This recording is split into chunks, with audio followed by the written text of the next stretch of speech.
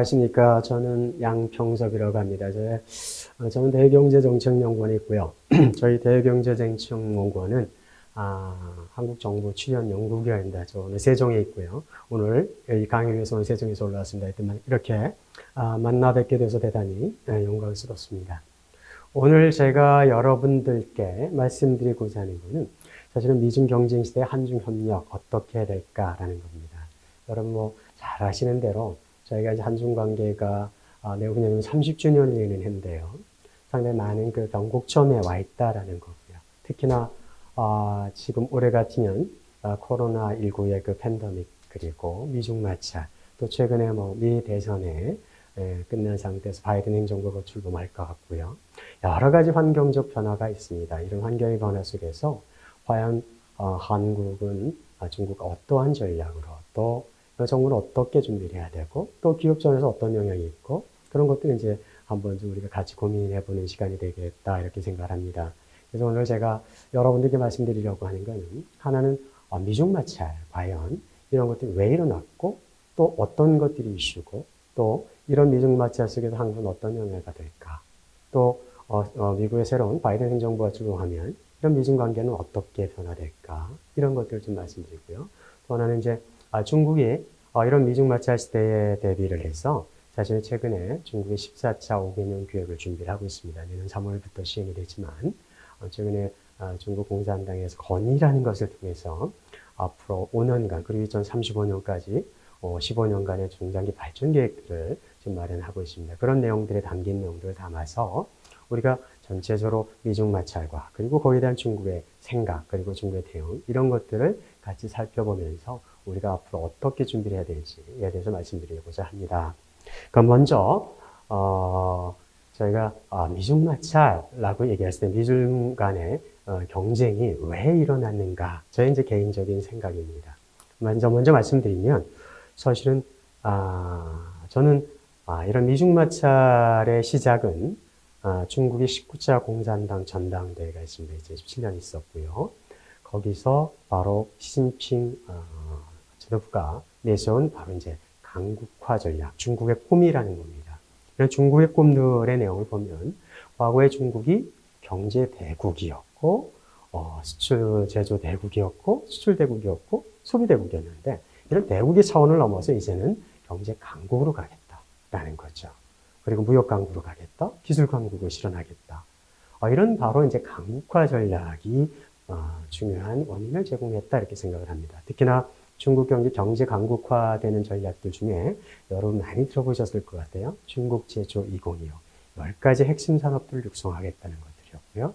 또 하나는 인터넷 플러스, 그리고 요즘에는 인공지능 AI 플러스, 거기에 스마트 플러스 이런 것, 그리고 유연화 국제화, 거기에 여러분 잘 아시는 1대1로 이니셔티브라고 합니다. BRI라는 것들인데요. 이런 것들을 통해서 중국의 영향력을 확대하겠다는 것이 기본적인 중국의 전략이었습니다. 이런 과정에 트럼프 행정부가 출범했고 트럼프 행정부는 바로 중국의 이런 전략에 대해서 미국의 패권에 대한 도전이라고 인식을 했죠. 그래서 바로 이런 패권에 대한 도전을 바로 이제 저지시켜야 되겠다라는 게 바로 이제 미국의 생각이었고 그것들이 나타나는 것이 바로 미중 마찰. 요즘엔 미중 경제, 요즘엔 이데올로기 경제, 시스템 경쟁으로 가고 있다 이렇게 볼 수가 있습니다. 바로 미중 마찰은 저희가 이렇게 들여다보면 상당히 어떤 리스크도 있고 위협도 있고 또 새로운 기회를 줄 수도 있습니다. 그래서 이런 어떠한 기회가 있고 또 어떤 위협이 있는지를 한번 살펴볼 필요가 있다는 것. 먼저 우리가 위협이라는 측면에서 보면 전체적으로 미중 마찰 시대에 여러분 잘 아시는 대로 세계 경제가 보호무역지로 흐르게 되고 있고요. 세계 보호무역지로 흐르면서 세계 무역은 위축이 되고 있습니다. 저희처럼 수출로 먹고 사는 나라에 있어서는 이런 보호무역지나 무역의 위축은 상당히 큰 위험, 리스크라고 얘기할 수가 있겠고요. 또 하나 반면에 중국은 이런 그 미중 마찰의 대응 과정에서 최근에 쌍순환 전략이라든지 이런 전략을 통해 또 하나는 중국이 성장을 하면서 새로운 소비가 늘어나고 있고 또 중국이 새로운 산업들 육성하면서 새로운 산업 수요가 협력의 수요가 늘어나고 있다는 점에서는 우리가 또 볼 때는 어떤 기회도 있다 이렇게 볼 수가 있습니다. 그래서 이런 과정에 저희가 앞으로 중국을 어떠한 상대로 봐야 되느냐. 저희가 과거 30년 동안, 저희 28년 지났습니다. 수기한 지. 이 동안에 보면 중국 상당히 저희한테는 협력적인 관계, 보완적인 관계 이렇게 얘기를 해왔었는데요. 이런 걸 바탕으로 해서 저희는 안보는 미국, 경제는 중국이라는 안미경중이라는 여러분이 잘 많이 들어보신 그런 전략들을 취해왔습니다. 과연 앞으로 5년 후, 10년 후 이런 미중마찰 시대에 이런 안미경중의 전략이 가능하냐라는 데 우리가 최근에 질문이 던져지고 있죠. 그래서 그렇다면 이 안미경중을 어떻게 가져갈 거냐, 어떻게 확고하게 가져갈 거냐, 아니면 새로운 전략이 필요하냐, 이런 것들을 우리가 한번 고민을 해봐야 될 것 같고요. 그게 이제 국가적인 차원에서도 그렇지만 여러분들이 중국 사업을 하시는 데서도 상당히 중요한 과제 중에 하나다 이렇게 볼 수가 있습니다. 특히나 이 그림에서 보시는 대로 중국의 꿈이라는 것, 중국 미중마찰을 일으키는 여러 가지 원인들 중에서 이제 이런 전략들을 우리가 눈여겨보고 앞으로 이런 전략이 어떻게 바뀔지에 대해서 우리가 좀 볼 필요가 있습니다. 우선은 아까 말씀드린 중국의 꿈을 이루는 데 있어서 제조 쪽에서는 중국 제조 2025를 통한 그리고 전략적 신흥산업을 통해서 제조 광고로 가겠다는 게 하나의 큰 꿈입니다. 우리가 그것들을 잘 이해를 해야 되고요. 거기에 대한 이해를 바탕으로 해서 준비를 해야 된다. 또 하나는 중국 표준 2035라는 전략이 있습니다.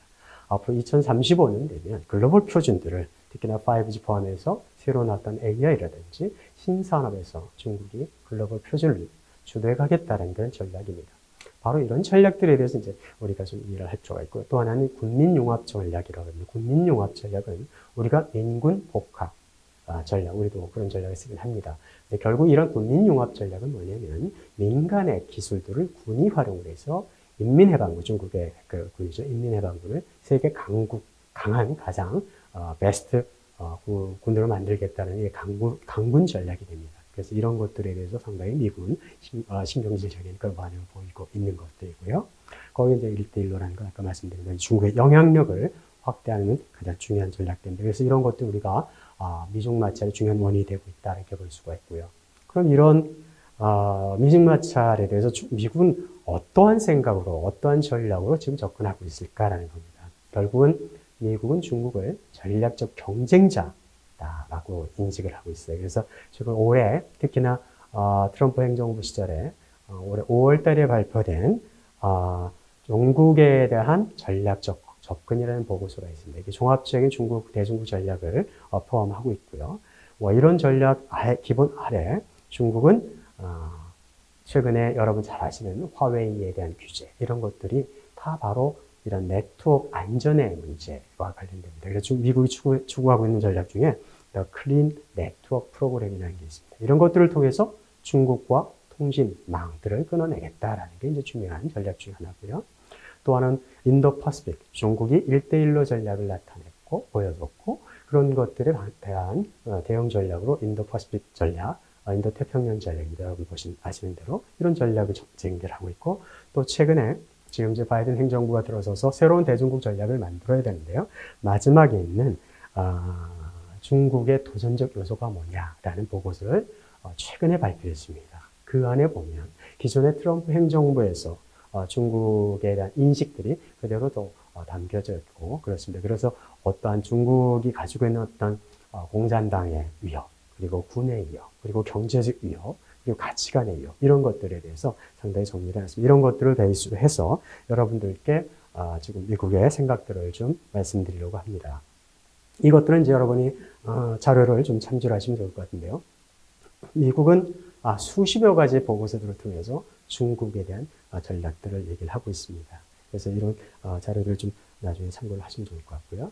또 그 안에서 아까 말씀드린 2020년 5월 달에 냈던 미국의 대중국 전략 보고서에서는 경제적인 도전, 위협, 중국의 위협을 얘기를 하고 있습니다. 거기서 보면 중국은 WTO 회원국, WTO 2001년에 가입을 했는데요. WTO 회원국의 지위를 활용을 해서 온갖 궤도의 그 영향력을 확대를 해왔다라는 거고요. 그리고 중국은 개방을 하지 않은 상태에서 무임승차를 해왔다라는 그런 지적을 하는 거죠. 그리고 또 하나는 기술 이전의 측면에서 중국은 남에게 기술의 대가를 지불하지 않고 기술을 도용을 해왔다. 이런 얘기들입니다. 그리고 특히나 이제 사이버 분야에서 사이버 안보를 위협하는 그런 존재가 됐다는 거고요. 그리고 1대1로 전략은 말씀드린 대로 이런 중국의 입지나 또 이런 1대1로 전략이 결국 중국군의 주요 영국의 동남아 국가라든지 인도태평양 지역에 대한 영향력 확대로 이어지고 있다는 겁니다. 또한의 가치관의 위협을 받는다는 거죠. 우리가 사회주의와 자본주의의 그 충돌, 그리고 우리가 보편적인 인권의 문제라든지 안보의 문제, 그 다음에 민주의 문제, 자유의 문제, 이런 가치관을 중국은 존중하지 않는다라는 거죠. 그런 과정에서 여러분 아시는 홍콩의 문제라든지 대만의 문제, 그리고 남사군도라고 남중국해입니다. 남중국해에서 황해 자유의 문제, 이런 것들은 이제 문제 삼고 있는 거고요. 그다음에 국가 안보입니다. 안보라는 것은 결국 이제 군사의 안보도 중요하지만 사이버 안보의 문제, 그리고 경제 기술, 그러니까 산업의 안전 문제들, 이런 것들을 중국이 침해하고 있고 그런 위협이 되고 있다는 겁니다. 그런 것들을 위해서 미국은 자국민의 보호라는 입장, 그리고 국익의 증진, 그리고 평화유지, 미국의 영향력 확대라는 이런 기본적 원칙에서 우선 트럼프 시대에는 미국 우선주의의 입장에서 중국에 대한 압박을 1대1 압박, 직접적인 중국에 대한 압박을 해왔던 것들이고요. 결국 이런 트럼프 시대 중국에 대한 압박은 또 바이든 시대에 가더라도 똑같이 진행될 가능성이 있죠. 다만 트럼프는 미국이 혼자 나서 일방적인 중국에 대한 제재였다면 바이든은 결국 우방과 그리고 그 동맹, 그리고 like-minded country에서 가치관을 같이 하는 나라들과 협력을 해서 중국에 대한 압박을 하겠다는 게 기본적인 전략의 변화다, 이렇게 볼 수가 있겠습니다. 이 자료들 여러분 좀 참조를 하시면 돼요. 중국이 이제 여러분 잘 아시는 대로 2019년에 이제 관세 전쟁이 있었습니다. 미국이 중국 2018년부터 시작된 관세 전쟁, 미국이 중국산에 대해 추가 관세를 부과를 하는 것들이죠. 이때 추가 관세 전쟁을 저희가 1단계 무역 전쟁이었다, 관세 전쟁 이렇게 표현한다. 그 원인이 무엇이었느냐라는 건데, 미국의 301조, USDA 301조 보고서를 통해서 결국 중국 제조 2025의 문제, 그리고 중국이 미국의 기술 침해 문제, 미국의 기술 도용의 문제, 그 다음에 불공정 무역 행위들에 대해서 어떻게 조치를 하겠다라는 이제 전략 보고서를 내는 겁니다. 그래서 우선 301조 보고서에 그런 내용들이 담겨져 있고요. 그 다음에 국가별 무역 장벽 보고서는 사실은 세계 각국의 모든 나라의 무역 장벽들을 정리를 하고 있는데요. 특히나 중국 제조 2025가 불러온 공급 과잉의 문제들, 그리고 특정 산업의 발전을 목적으로 하는 산업 보조금, 정부의 기획과 보조금의 문제, 이런 것들을 이제 상당히 지적을 하고 있습니다. 특히나 제니퍼 힐만 청문회 보고서, 아마도 제니퍼 힐만은 아마 바이든 행정부에서 상당히 중요한 역할을 할 분 중에 하나인데요. 바로 중국의 시장 왜곡 조치, 이런 것들이 앞으로 더 고쳐가야 되는 중요한 조치들이라 이렇게 지적을 하고 있습니다.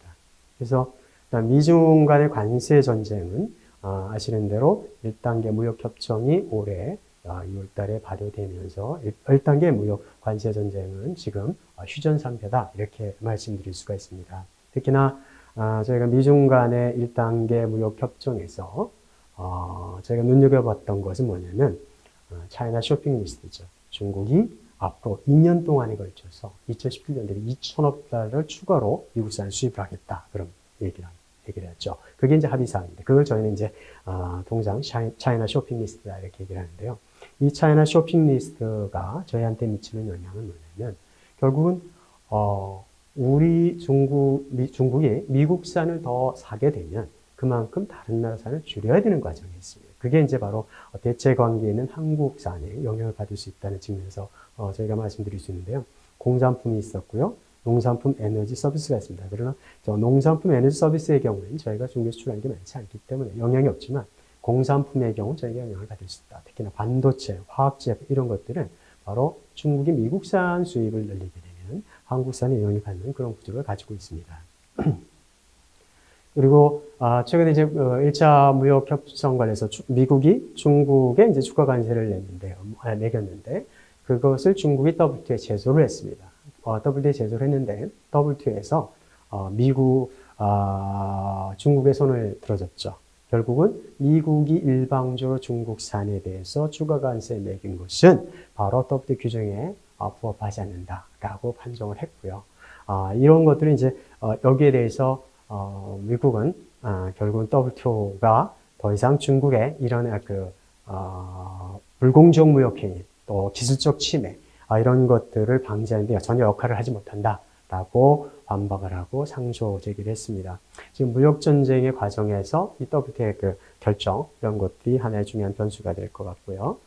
그렇다고 그러면 무역 전쟁은 앞으로 어떻게 될까라는 겁니다. 이제 트럼프 행정부가 그대로 존속이 됐다면 결국 이제 무역 전쟁은 더 확산이 될 가능성이 있습니다. 지금까지 중국이 그동안 아까 말씀 차이나 쇼핑 리스트를 제기를 했는데 그것들이 이행률을 보면 9월 말까지 한 53% 정도밖에 되지 않습니다. 그래서 이런 것들을 이행과 관련된 충돌들 또 트러블이 발생할 거라고 예상하는데 문제는 이제 바이든 행정부는 트럼프가 미국에 부과한 추가 관세는 사실은 피해자가 누구냐? 결국은 미국 내 소비자와 노동자다라고 판단했고 이 추가 관세 문제에 대해서 상당히 부정적인 입장을 보이겠습니다. 다만 이게 그렇다고 해서 바이든이 이제 추가 관세 자체를 바로 폐기할 가능성은 높지 않습니다. 왜냐하면 그게 바이든 역시 중국에 대해서 상당히 중국의 잘못된 기술 침해 그리고 잘못된 관행들, 또 불공정 무역 행위들은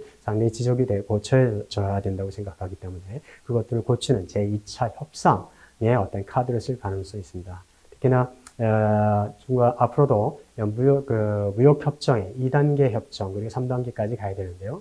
2단계 협정은 아마도 지금 당장은 바이든 행정부가 바로 내년 출범하더라도 국내 문제에 치중을 해야 되기 때문에 하반기 정도 되면 2단계 협상이 시작될 것 같습니다. 그때 되면 바로 제도의 문제, 그리고 전반적인 중국의 시스템을 바꾸기 위한 그런 협상들이 치열하게 또 이루어질 가능성이 있습니다. 그래서 좀 더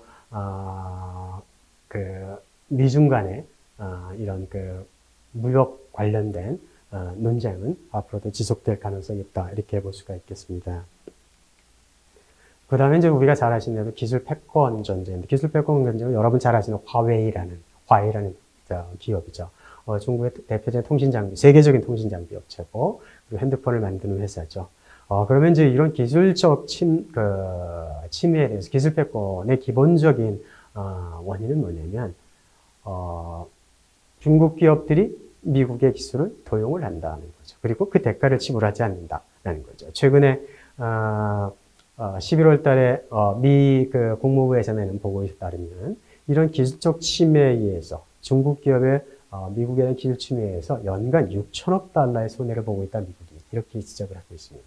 그런 것들을 시정해야 되는 게 중요한 중에 하나고요. 또 하나는 사이버 안보의 문제입니다. 사이버 안보에는 사이버 상에서 특히 아시는 대로 지금 통신사들 그리고 인터넷 업체들이 상당히 미국에 많이 진출하고 있고 인터넷 업체의 알리바바라든지 텐센트라든지 이런 기업들이 상당히 성장을 하면서 인터넷 상에서 안보의 문제, 중국 기업의 어떤 시장 지배 력들이 강화가 되고 있고 그런 것들이 미국의 구글이라든지 여러 기업들을 위협하는 그런 상황이 되어 있죠. 이런 사이버 안보의 문제가 있고요. 또 하나 아까 모두에 말씀드렸지만 군민융합이라는 겁니다. 군민융합은 바로 민간이 가지고 있는 기술을 군이 사용을 해서 그게 강군화한다는 거죠. 바로 이제 이런 것들에 의해서 미국의 안보가, 경제 안보, 그리고 군사 안보가 위협을 받는다는 게 있습니다. 그래서 근본적으로 이런 것들을 사전전에 차단하겠다는 것이 기본적인 기술 패권의 원인이다 이렇게 볼 수가 있겠고요. 이것과 관련된 미국의 보고서는 바로 내각간에서 발표를 했던 중국의 기술 및 지재권 경제 침략 보고서가 있고요. 그 다음에 국가정보 방첩보안센터에서 한 해외 사이버 경제 스파이 보고서, 그리고 최근에 미 국방부에서는 중국 군사 안전 보고서 이런 것들이 근거를 해서 중국에 대한 기술적 압박을 계속 강화를 하고 있다는 겁니다. 특히나 아시는 대로 화웨이라는 회사 그리고 화웨이 자회사를 다 거래 금지 규제 대상으로 하는 엔터티 리스트죠.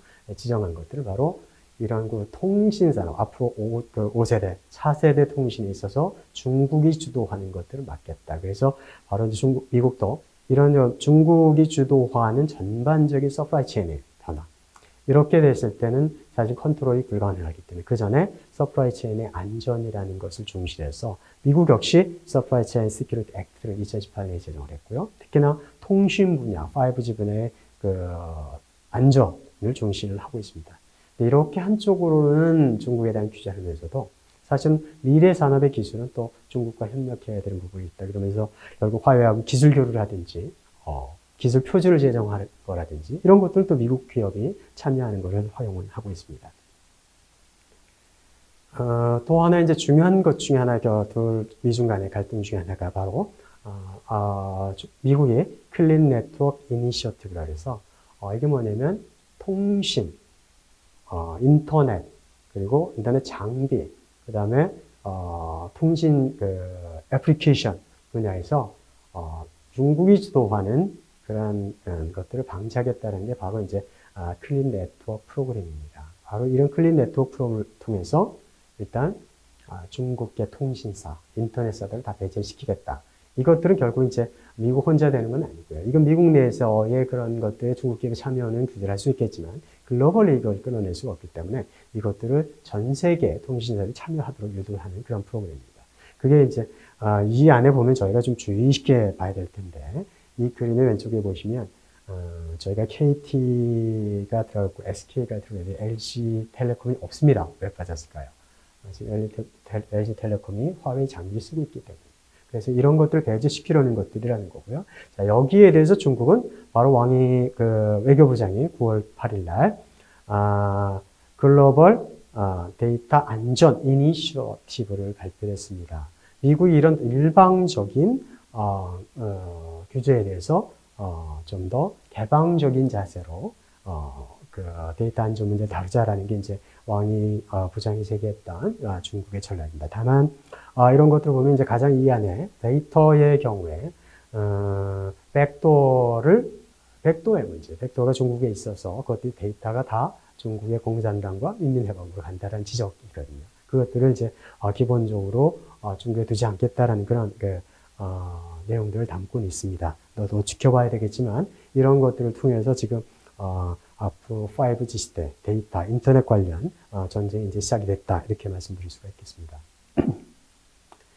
지금까지 이 그림은 지금까지 화웨이에 대한 규제가 어떻게 왔느냐라는 겁니다. 저희가 2019년부터 시작을 해서 계속 화웨이에 대한 규제를 강화를 해왔고요. 마지막으로 2020년 9월 15일 드디어 이제 화웨이 제재가 본격적으로 시작이 됐습니다. 그래서 화웨이 제재는 단순히 화웨이만 제재하는 게 아니라 중국에 관련된 자회사 또 화웨이와 거래하는 전 세계 화웨이의 공급을 부품을 공급하는 그런 기업들로 적용이 되고 있습니다. 결국은 화웨이와 글로벌 서플라이 체인에서 화웨이를 분리시키려는 그런 전략이다 이렇게 볼 수가 있겠고요. 지금까지는 통신 장비 그리고 화웨이가 가지고 쓰는 단말기 중심이었다면 이제 미국이 더 나아가서 거기에 공급하는 반도체 기업들이 있습니다. 중국의 대표적인 반도체 기업인 SMIC가 있는데요. 이 반도체 기업과의 거래도 제한하라는 서신들을 이미 미국 내 기업들에게 보냈다. 그래서 이제 5G에서 반도체로 넘어가는 그런 단계에 있다. 이렇게 볼 수가 있겠습니다. 그래서 결국은 이런 것들은 미국이 국가의 안보를 시작을 해서 결국은 이런 기술적으로 중국을 고립화시키는 탈중국화 전략이었다. 이렇게 볼 수가 있겠고요. 말씀드린 5G 시작에서 반도체로 넘어가고 있고 그것들이 화웨이 자체뿐 아니라 SMIC 연쪽으로 확전이 되고 있다. 이렇게 볼 수가 있겠습니다. 특히나 미국이 중국과의 탈중국화, 기술적인 질의 탈중국화를 추진하는 데 있어서 지금까지는 미국이 일방적으로 화웨이라든지 관련 기업들에게 핀셋형 규제를 해왔다 이렇게 알 수가 있습니다. 주로 콕콕 집어서 필요한 기업들 규제를 했다 그러면 이제는 그런 방식만으로는 되지 않는다라는 거죠. 그래서 결국 미국의 선택은 뭐냐면 바로 우방 그리고 동맹과 연합을 해서 중국의 기업들의 압박을 하겠다. 이런 것들이 기본적인 전략입니다. 아까 말씀드린 차이나 네트워크 프로그램, 클린 네트워크 프로그램이라든지 그 다음에 화웨이나 ZTE 같은 것들 기업과의 거래하는 제3국 기업에 대한 규제까지를 포함을 해서 압박을 같이 하고 있는 거고요. 이런 것들에 대해서 중국은 사실은 또 맞대응을 준비를 하고 있습니다. 첫 번째 하나는 우리가 주의 깊게 봐야 되는 것 중에 하나가 9월 19일 날 발표했는데요. 중국이 신뢰할 수 없는 실체 명단, 그러니까 엔터티 리스트죠. 중국판 엔터티 리스트를 할 수 있는 규정을 마련을 했고요. 아직까지 시행은 안 했지만 이런 것들을 가지고 이제 미국 기업뿐 아니라 미국에 동조하는 그런 기업을 압박하는 수단으로 쓸 가능성이 있다는 겁니다. 또 하나는 아까 왕이 외교부장이 얘기했던 글로벌 이니셔티브 데이터 시큐리티 문제 이런 것들 제기를 하면서 미국이 이제 압박에 대응을 하고 있고 최근에 유럽이라든지 주요국 주변국을 외교적 노력을 통해서 미국이 이런 압박에 동참하는 것들을 좀 피해보기 위한 그런 노력들을 하죠. 우리가 아시는 대로 곧 왕이 외교부장도 한국을 방문하게 되고요. 그런 상황인데 여기에 대해서 사실은 다른 나라들이 어떻게 대응을 하고 있느냐 보면 사실 미국의 우방이라고 얘기해서 캐나다, 영국, 프랑스 이런 데들은 사실은 화웨이 장비 쓰는 것을 실질적으로 앞으로 중단하겠다라고 선언을 한 거고요. 그리고 저희나 대만이나 한국처럼 화웨이의 반도체, 중국의 기업의 반도체를 공급해온 기업 이런 나라들은 사실 국가가 입장을 정할 수는 없습니다. 그래서 개별 기업들이 거기 필요에 따라서 화웨이와의 거래를 중단을 했죠.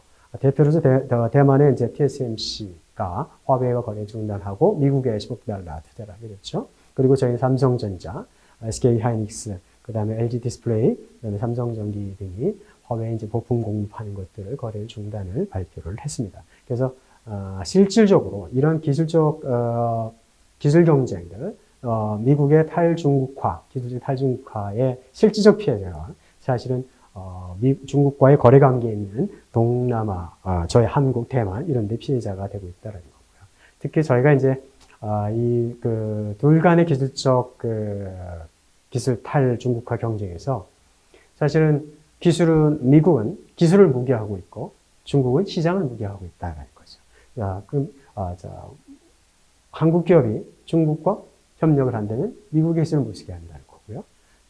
중국은 한국 기업이 미국에 동조를 한다면 중국의 시장을 포기하게 만들겠다는 거죠. 이게 이제 그런 측면에서 보면 사실은 한국 입장에서는 시장은 중국에 있고 기술은 미국 거에 쓰는 한국 입장은 상당히 큰 리스크로 작용을 하고 있다 이렇게 볼 수가 있겠습니다. 여기에 대해서 화웨이는 어떤 대응을 하고 있느냐라는 건데요. 사실은 화웨이는 아래 보시는 대로 독자적인 칩을 개발을 하려고 노력을 하고 있죠. 그럼에도 불구하고 사실은 이 칩을 생산하는 반도체 업체들까지 규제를 하기 때문에 그 칩 생산 자체 이제 제한을 받고 있고요. 또 하나는 최근에 미국이 아까 9월부터는 이제 화웨이와 거래가 중단되지 않았습니까? 그 전부터 계속 규제를 하는 과정에 화웨이는 사재기를 좀 했습니다. 반도체 칩을.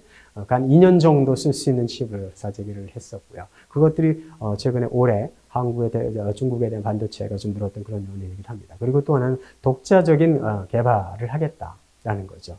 일단은 미국과의 거리두기를 하겠다라는 거예요. 탈미국화를 선언을 하고 이렇게 하면서 독자적인 칩을 만들어내고 반도체를 만들어내겠다라는 거고요. 최근에는 여러분 이제 여기 자료에 들어가 있지 않지만 보도를 보셨을 것 같아요. 화웨이가 중가품의 핸드폰 사업들을 31개 중국 내 컨소시엄에 매각을 했습니다. 한 6천억 위안 정도 되는데요. 그건 뭐냐면 결국은 미국이 화웨이와 화웨이 계열사에 대한 제재를 하기 때문에 그 제재를 피하기 위한 하나의 수단 중에 하나다. 이렇게 볼 수가 있겠고요. 또 하나는 최근에 중국이 그동안에 모아둔 반도체를 활용을 해서 메이트40이라고 해서 신제품은 또 화웨이가 공급을 하고 있습니다. 그게 한 1,400만 대 정도를 지금 공급한다는 그런 계획을 갖고 있고 독자적으로 이렇게 화웨이는 독자적인 기술 개발을 통해서 미국의 이런 압박을 피해가겠다라는 게 이제 기업의 대응이다 이렇게 볼 수가 있겠고요. 또 하나는 중국 정부 차원에서는 지금 아까 말씀드린 SMIC라든지 반도체 기업들에 대한 규제가 예상이 되기 때문에 독자적인 반도체 기술을 육성을 하겠다라는 겁니다. 기본적으로 중국은 반도체 자금률이 한 17, 18% 정도밖에 되지 않습니다.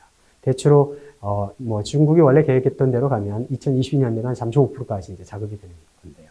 그런 것들을 반도체 자급을 늘리지 않으면 결국 중국의 모든 산업들이 충격을 받게 되기 때문에 결국 반도체 산업을 육성하는 데 있습니다. 그래서 최근에도 이런 관련 규정을 만들어서 반도체에 대한 투자를 늘리는 국가 반도체 산업 투자 기금을 다시 조성을 하고 있고요. 일기는 2014년에 했었는데요.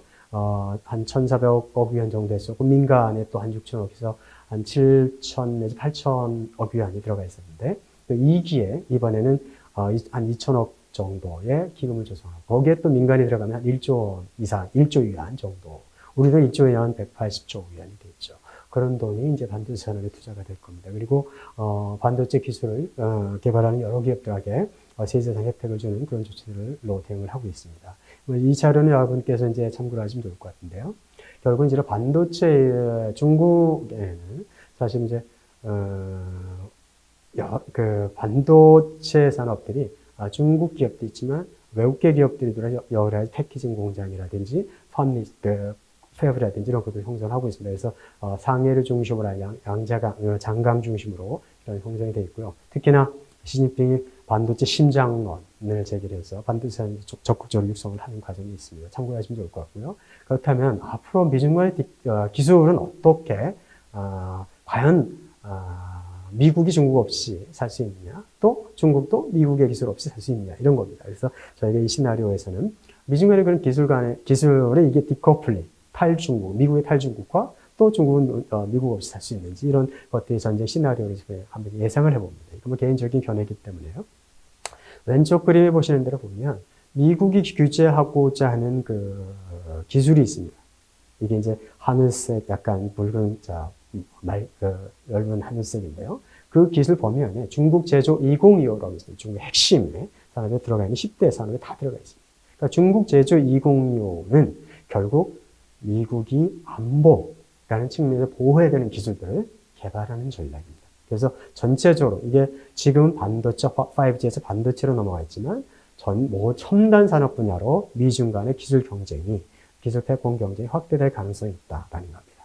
좀 더 바이든 행정부에 들어오면서도 역시 기술 문제에 있어서는 중국에 대해 상당히 강경한 자세를 보이고 있습니다. 그래서 기술을 둘러싼 미중 간의 갈등은 계속 더 확산될 가능성을 가지고 있다, 이렇게 볼 수가 있겠습니다. 결국은 그럼 미국의 입장에서 보면 결국은 시장이 미국에 있죠, 중국에 있다라는 측면에서 개별 기업들은 상당히 좀 이런 전쟁에 대해서 그렇게 반가워하지는 않습니다. 그리고 실질적으로 피해자들이 기업이 되고 있기 때문에 그런 측면이 있고요. 또 하나는 이미 중국을 중심으로 상당히 많은 밸류체인이 형성이 되어 있습니다. 그러시면 보시는 대로 지금 애플 같으면 200대의 공급상들이 있는데 거기에 한 5%, 4분의 1 정도가 중국에 있고요. 공급상들이, 공급 안에. 그리고 또 해외에 있지만 실제로 공장을 중국에 갖고 있는 게 한 50% 가까이 됩니다. 그럼 결국 이제 애플은 이런 상황에서는 어떻게 선택을 해야 되느냐? 결국은 애플이 생산기지를 바꾸거나 공급 서플라이를 바꿔야 되는 그런 상황이 있기 때문에 그런 게 있고요. 또 미국 반도체, 중국 반도체 시장에서 미국이 차지하는 게 49%, 50% 차지하고 있습니다. 그래서 결국은 미국의 입장에서 중국은 중요한 시장이기 때문에 지속적으로 완전한 디커플링을 하기는 쉽지는 않다라는 거고요. 또 하나는 중국 입장에서 보면 상당히 미국이 없이 이런 IT 산업을 형성한다는 상당히 현실적으로 불가능하다라는 겁니다. 그리고 또 하나는 중국에 부품을 공급하는 이런 나라들이 아세안, 대만, 한국, 뭐 일본이 일부 있지만 이 세 개국이 대부분 다 기술을 미국에 의존하고 있기 때문에 미국과의 관계가 악화되면 결국은 중국도 이 IT 산업 자체 성장에 제약을 받게 될 거다라는 측면에서 보면 둘 간의 기술 디커플링을 둘러싼 경쟁이 계속되겠지만 이런 풀어가는 노력도 같이 될 것이라 이렇게 봅니다. 그래서 이런 차원에서 중국은 여러 가지 대응을 하는데 제도를 많이 바꿔가고 있습니다. 아시는 대로 관세를 낮추고 네거티브 리스트 도입해서 외국 투자 분야도 개방을 하고 있습니다. 반면에 아까도 말씀드렸지만 중국반 엔티티 리스트를 준비를 하고 있다는 거죠. 만약에 한국계 기업이 미국에 동참을 한다면 미국이 저희를 그리고 그 이유 없이 특별한 이유 없이 동참을 하게 됐을 때는 한국 기업을 제재할 그런 근거를 마련했다라는 거, 이런 것들 이제 중국도 가지고 있다, 그런 카드들을 마련하고 있다는 걸 우리가 좀 주의 있게 볼 필요가 있고요. 앞으로 그럼 미중 관계는 어떻게 갈 것 같느냐? 이제 무역 전쟁, 지금이야 단계 관세 전쟁에서 기술 패권 전쟁으로 가고 있는 거고요. 그 다음에 이제 이런 디커플링과 함께 지금까지 핀셋 기조였지만 언제 전략적 경쟁이 기술 측면에서 올 것이다라는 거예요. 또 하나는 이제 가치관의 문제, 이데올로기 문제를 상당히 강조를 하고 있습니다. 바이든 행정부도. 트럼프도 그래왔지만 앞으로 이데올로기 경쟁, 시스템 경쟁들이 상당히 될 것이. 특히나 중국을 얘기를 할 때 공산당 중심으로 하는 그 당 국가 체제, 국가 독점 자본주의 이런 것들이 바로 시장 경제와 경쟁 이런 측면으로 몰고 갈 가능성이 있다. 그래서 지금 현 단계는 무역 전쟁과 기술 전쟁이 결합된 단계지만 앞으로는 기술과 이데올로기 전쟁으로 갈 가능성이 있다라는 것을 좀 말씀드립니다. 결국은 이런 측면은 아까 5월달에 올해 5월달에 발표된 미국 그 백악관의 중국 시장이나 접근 전략 보고서에서 보면 이게 두 시스템 간의 장기적인 전략 경쟁이라고 표현하고 있습니다. 그래서 전체적으로 시스템의 문제, 군민융합의 문제, 데이터 암호 문제, 그리고 환경의 문제, 또 WTO에 따라서 중국을 WTO에서 개독으로 인정할 거냐의 문제들, 여러 가지 충돌의 이슈들이 많습니다. 또 하나는 아까 말씀드린 1대1로와 인도태평양 전략의 그 충돌. 특히나 인도태평양 전략은 이제 트럼프 시대에 만들어졌지만 사실은 이제 오바마 시절에 여러분들 아시는 피보트의 시작을 해서 회귀 전략이 있었습니다. 그것들이 다시 살아나면 인도태평양 전략이 보완이 돼서 그대로 1대1로와 인도태평양 전략의 충돌 가능성은 충분히 있다 이렇게 볼 수가 있겠고요. 그리고 최근에 이제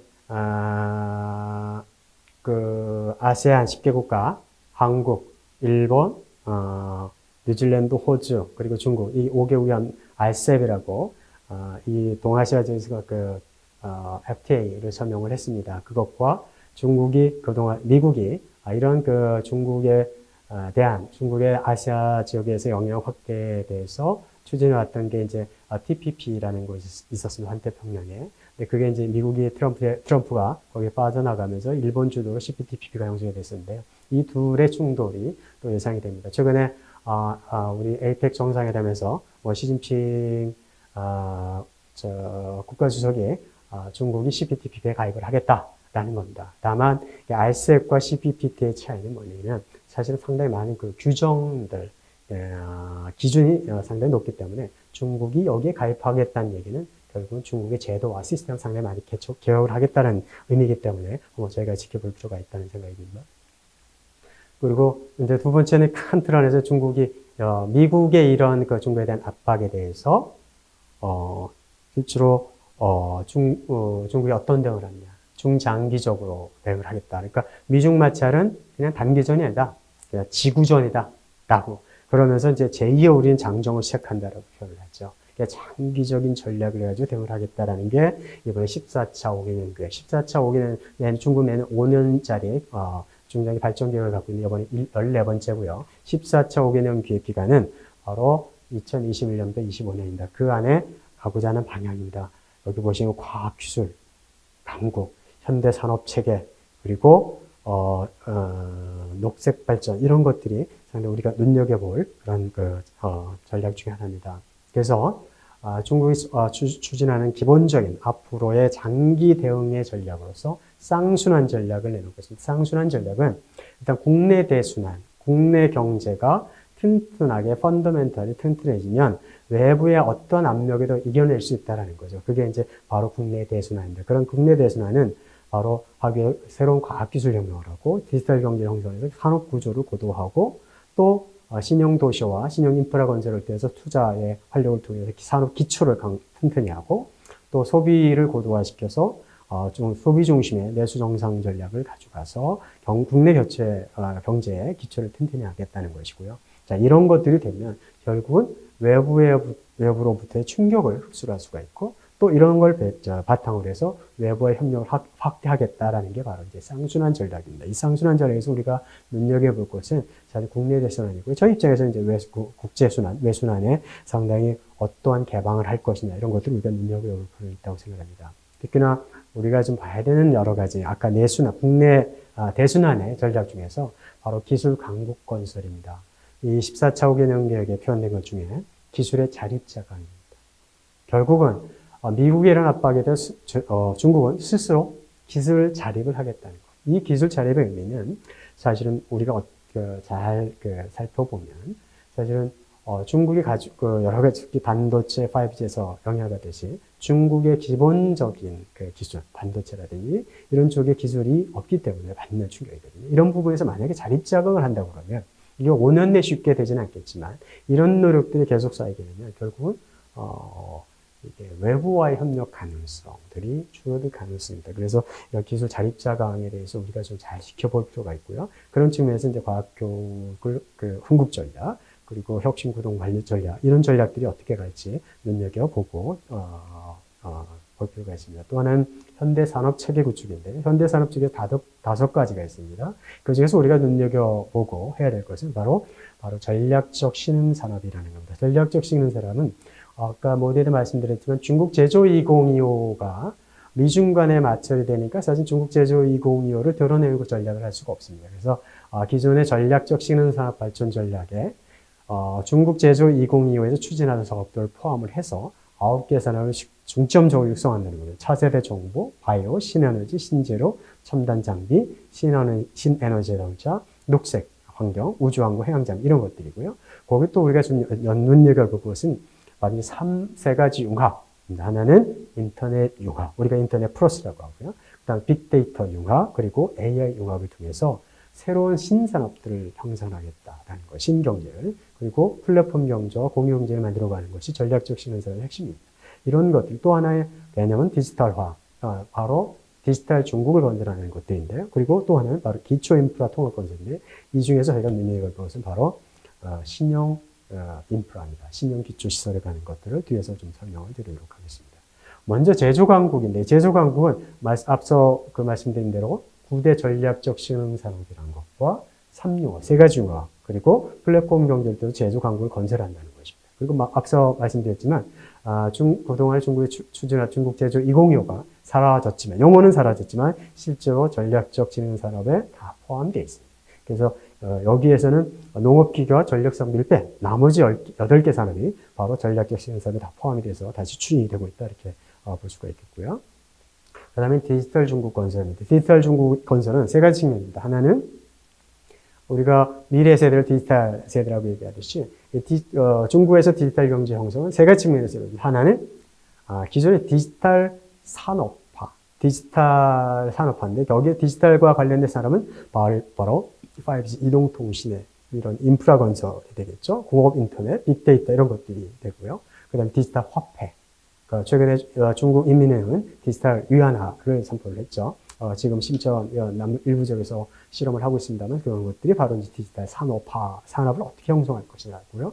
또 하나는 기존의 산업을 디지털화하는 거죠. 결국은 실물 경제와 디지털을 융합하는 그런 산업이 될 겁니다. 그것들이 디지털 정보라든지 디지털 의료 이런 것들이 될 겁니다. 서비스 산업과 융합 이런 것들이 있고요. 세 번째 디지털 거버넌스죠. 거버넌스는 바로 앞으로의 경제는 디지털 경제고 전 세계의 새로운 통상 규범이 디지털을 중심으로 한 디지털 경제에 맞는 통상 규범들이 있어서 중국이 선도를 해가겠다 이런 의지를 보이고 있는 겁니다. 전체적으로 지금 이거 디지털 경제, 디지털 산업과 산업의 디지털화 시장을 봤을 때 중국 GDP 한 36% 정도를 차지하고 있다고 보이고요. 이것들이 빠르게 성장하면 바로 디지털 경제는 앞으로 5년 내 중국 GDP의 40 내지 50%에 육박하는 그런 중요한 산업이 될 것으로 보입니다.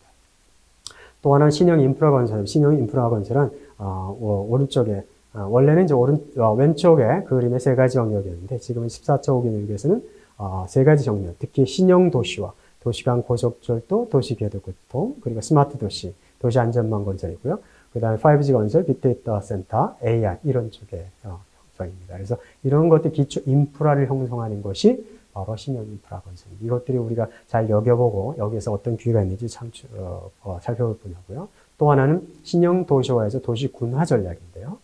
이 3가지의 신형 도시화 이루어져 지역 균형 발전, 기능형 국토 개발이 이루어지는데요. 앞으로 중국의 가장 중요한 성장 동력 중에 하나가 바로 도시화입니다. 지금 중국의 도시화는 대체로 한 60%, 이것도 이제 전체 호구가 아니라 실제로 이제 거주자를 했을 때 이것도 70%가 도달하고 그런 과정들이고요. 또 하나는 중국이 과거의 성장, 앞으로 14.5개 영역에 담긴 4개의 기본적인 4대 성장점을 얘기하는데요. 그림에 보시는 대로 북경 천지를 중심한 수도권에 하나의 경제권, 그리고 상해를 중심으로 한 그 경제권이 있고요. 그리고 광동성을 중심 홍콩 연계되는 웨이강하우라는 그 중심이 있고, 또 하나 이번에 14차 호기연대에서 가장 중심을 둔 새로운 경제권 중 하나가 청위라고 합니다. 청은 바로 그 사천성과 중경을, 이 지역을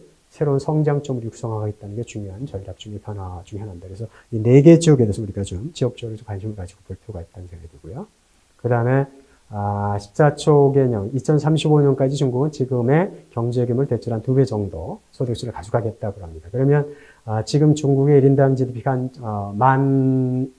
1,160억, 한 200억, 200달러 정도 되는데요. 이게 2배가 되면 2030년 2배가 되면 대출 2만 달러가 넘어가게 되죠. 그럼 1인당 소득 순위로 봐서 현재 여기에 보시는데 그리스나 체코 정도의 소득 순위를 가진 국가가 되는 겁니다. 그런 나라가 1인당 소득이 현재 그리스와 같은 소득 순위에 14억, 15억의 인구를 가진 시장이 되기 때문에 결국은 이때는 이미 경제 규모도 미국을 초월했다 이런 거고요. 이 과정에서 우리가 좀 눈여겨볼 것 중에 하나는 네 가지 어떤 변화, 소비 계층의 변화를 볼 수가 있는데, 하나는 노령인구입니다. 한 3억 정도가 앞으로는 될 거고요. 5억 6천만 명 되는 중산층이 형성이 되고, 그리고 우리가 얘기하는 8억 명제 주링호랍니다. 주링호는 90년에 출생한 이후의 세대들이죠. 아주 신세들이 새로운 소비를 만들어내는 그런 계층이 되고요. 그다음에 링링호, 이링호라고 얘기하는데요. 2000년대 이후의 출생자들, 2010년의 출생자들. 이 사람들은 중국의 새로운 신시대 소비들이 형성이 된다는 것들. 이런 측면에서 전반적으로 2025년, 그리고 2035년이 되면 중국은 새로운 구조의 시장을 가지게 된다는 측면에서 우리가 눈여겨볼 필요가 있을 것 같습니다. 자, 이제 지금까지는 미중 간의 마차, 그것이 관세 전쟁에서 기술 전쟁으로 갔고 앞으로 어떤 전략 경제로 갈 가능성에 대해서 말씀드렸고, 거기에 대해서 중국은 장기적인 전략을 가지고 대비를 하고 있다. 지구전이라고 표현을 합니다. 장기적인 제2의 장정을 가야 되는 그런 중국이다 이렇게 표현하고요. 이런 과정에서 한중은 상당히 아까 말씀드린 대로 한중 간에 상당히 많은 밀접한 거리를 갖고 있고, 그러다 보니까 결국은 한국은 영향을 받고 있다. 그래서 1차 관세 전쟁에서 미중 간에 1차 무역협정을 체결했고, 말씀드린 대로 차이나 쇼핑 리스트를 발표를 했는데요. 그런 것들이 발표돼서 실은 우리한테 어떤 영향을 미치느냐라는 것들입니다. 뭐 구체적으로 설명드리기는 어렵겠지만 결국은 한중 간의 교역은 우리가 얘기하는 정보통신 중심으로 있다. 저희 한중 교육의 한 50% 이상이 ICT 제품입니다. 이런 분야에서 특히 영향을 받을 수밖에 없다. 5G와 관련된, 반도체와 관련된 그런 영향들이 상대적으로 크게 나타나고 있다는 것이고요. 앞으로 우리가 좀 조심해서 봐야 될 그런 점이 하나입니다. 특히나 화웨이 규제를 하면서 아까 설명을 드렸지만 저희 삼성전자나 SK하이닉스 매출을 화웨이 거래를 중단시켰는데, 그 규모가 화웨이 자료에 따르면 화웨이가 삼성과 SK에 쏟아내는 한 100억 달러 연가 된다고 합니다. 그런 것도 이미 이제 초기적으로 중단인데, 그런 중단한 부분은 이제 다른 시장으로 대체를 해야 되는 그런 과제들이 있다는 거고요. 특히나 SK하이닉스 같은 경우는 매출의 한 47%, 대중국 매출의 10%가 화웨이다라고 얘기를 하죠. 그러니까 상대적으로 이런 영향이 있어서 앞으로 좀 직접적인 타격은 한국 기업이 올 수 있다. 다만 화웨이에 대한 규제가 있어서 통신 장비 분야라든지 관련 핸드폰 관련 사업에서 우리 기업들이 실제로 혜택을 볼 수는 있습니다. 그런 것들에 대해서 좀 우리가 실제로 삼성전자 미국의 버라이즌과의 계약도 있었고, 통신장비에 또 일부분 화웨이 핸드폰이 위축이 되고 삼성이 드러나는 그런 효과들이 있겠습니다. 그런 반사익도 있지만 큰 틀 안에서 보면 우리가 한중 간의 정보통신 중심의 ICT 중심의 교육 구조 때문에 우리가 부정적 효과가 크다 이렇게 볼 수가 있겠습니다. 근데 이제 마지막으로 자 이런 상황에 그러면 한국은 어떠한 전략? 모델 말씀드렸습니다만 결국 한미 경중이 가능하냐? 아니면 이런 상황에서 미국의 동참을 해서 중국과 거리두기를 해야 되느냐? 아니면 그래도 중국은 우리의 시장에서 상당히 매우 중요하기 때문에 그래도 중국이 이 미중 간의 갈등을 이겨내서 좀 더 빠른 성장, 지속적인 성장을 한다면 중국이 또 활용해야 되는 이런 중국 편승 전략이 됩니다. 이런 고민에 이제 빠지게 됐죠. 단기적으로 봐서는 사실은 미중 간의 갈등이 우리한테 부정적 영향이 있습니다. 장기적으로 이게 어떤 방향으로 갈지 지금 아무리 예측을 할 수는 없죠. 다만 이런 것들이 미래의 미중 간의 갈등이 새로운 세계 경제 구조를 다시 형성을 하게 되고 또 중국의 위치를 더 바꿔놓을 수도 있습니다. 중국이 더 경제적으로 취약해질 수도 있고 더 강해질 수 있다는 거죠. 이런 측면에서 보면 우리는 그래도 중국의 가장 근거리 있는 국가로서 중국과의 협력 또 아직까지는 중국의 시장으로서 중국의 중요성 이런 측면에서 상당히 봤을 때 앞으로 중국과의 협력은 지속돼야 되고 안정적인 협력 관계를 유지하기 위해서 노력을 해야 된다라는 측면이 있습니다. 그래서 제가 여기 3-2-1 시대라고 표현했는데요. 양국 간의 교역이 2018년에 3천억 달러에 달했습니다. 중국 통계지만. 그리고 1,000은, 이는 뭐냐면 양국 간의 인적 교역이 1,000만 명이 넘었었습니다. 2010, 사드 전에. 그리고 2는 뭐냐면 양국 간의 투자, 직접 투자와 증권시장을 통한 투자가 한 2천억, 700억 달러 정도. 3-2-1 시대, 이런 게 큰 양자 간의 거래가 무역과 투자와 인적 교류에서 이런 교류를 가지고 있는 사상 유례없는 예입니다.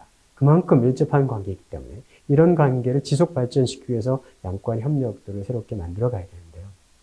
그런 측면에서 정부도 제도적인 기반을 만들어내고 새로운 협력 방식을 만들어내고 또 한국의 새로운 전략과 중개 전략을 연계하려는 그런 노력들을 표하고 서비스 협력을 강화하는 것들, 그 다음에 이런 것들을 위해서 이제 한국과 중국 간에 있는 투자 서비스 협정을 잘 마무리하는 그런 과제도 있습니다.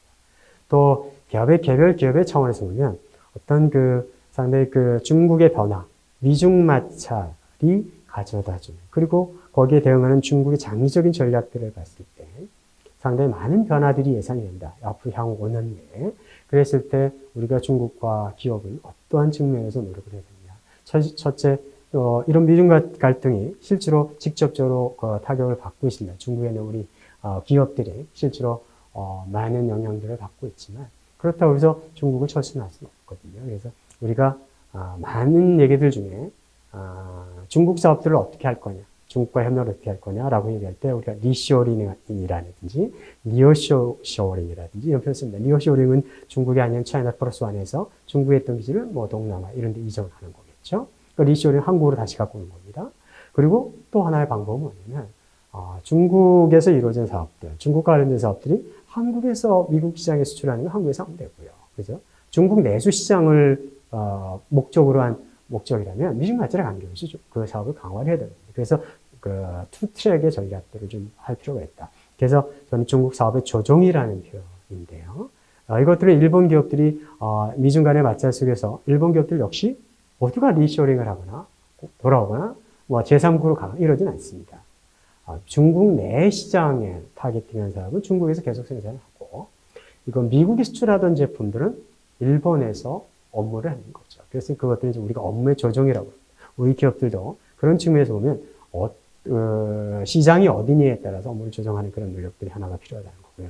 또 하나는 중국이 중장기적인 전략 중에 하나가 기술적 자강입니다. 결국은 지금은 한중 간의 관계는 저희가 한국이 중국에 수출하는 게 80%가 중간재인데 그것들은 뭐냐면 중국이 생산하는 과정에 필요한 중간재 또 기술적으로 우리가 위에 있는 제품들을 가지고 팔아왔다.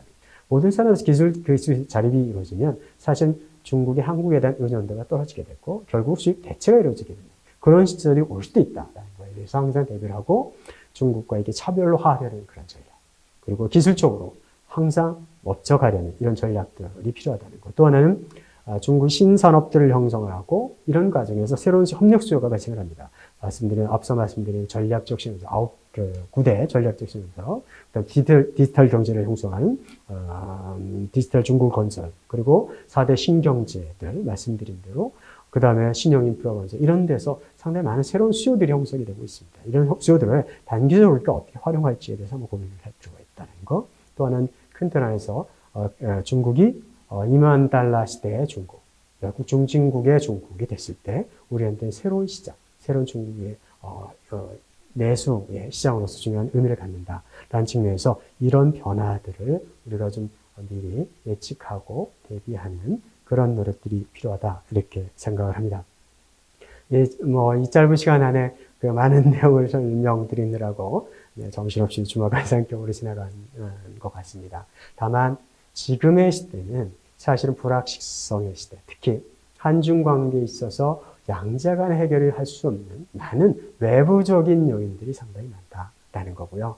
그런 외부적인 요인들을 우리가 슬기롭게 이겨나가는 것은 바로 이 현재 상황을 제대로 이해하고 거기에 맞는 새로운 전략 그리고 을 수립하는 것. 그것이 정부든 아니면 기업이든 그 새로운 환경에 맞는 새로운 중국 전략들을 만들어 가야 되는 때다라는 측면에서 앞으로 한중 관계에 새로운 변곡점이 있다.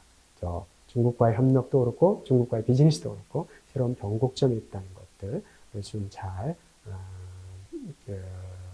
이해를 하고 가다듬어서 새로운 전략들을 수립해 가시길 바랍니다. 그런 차원에서 오늘 제 강의가 여러분들이 그런 것들을 마련하는 데 있어서 좀 도움이 됐다면 대단히 감사하겠습니다.